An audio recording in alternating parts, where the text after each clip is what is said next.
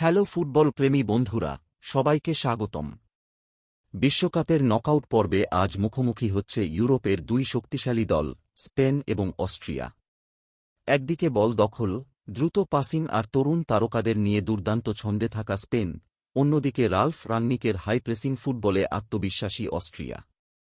Group পর্বে Spain ছিল দারুণ সংগঠিত।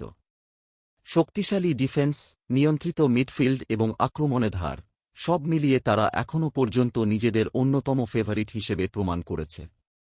কোচ লুইস দে লা ফুয়েন্তের দল আত্মবিশ্বাসে ভরপুর, আর তরুণ তারকা লামিন ইয়ামালকে ঘিরে সমর্থকদের প্রত্যাশাও অনেক।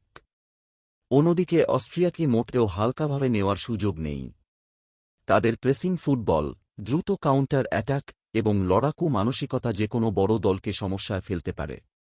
তবে রক্ষণভাগে কিছু দুর্বলতা এই ম্যাচে তাদের জন্য বড় চ্যালেঞ্জ হতে পারে। হেড টু হেড রেকর্ডে স্পেনেরই আধিপত্য। শেষ ৫ দেখায় স্পেন অপরাজিত, যার মধ্যে ৪টি জয় রয়েছে। তাই ইতিহাসও স্পেনের পক্ষেই কথা বলছে। আমার ম্যাচ প্রেডিকশন। আমার মতে, ম্যাচে বলের নিয়ন্ত্রণ থাকবে স্পেনের কাছেই। অস্ট্রিয়া অবশ্যই লড়াই করবে, কিন্তু স্পেনের টেকনিক্যাল ফুটবল এবং আক্রমণভাগের ধার শেষ পর্যন্ত পার্থক্য গড়ে দিতে পারে। সম্ভাব্য ফলাফল: স্পেন ২, অস্ট্রিয়া ০। আপনাদের মতে কে জিতবে? কমেন্টে অবশ্যই নিজের প্রেডিকশন জানাতে ভুলবেন না।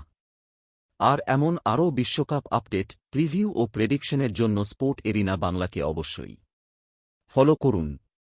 ধন্যবাদ।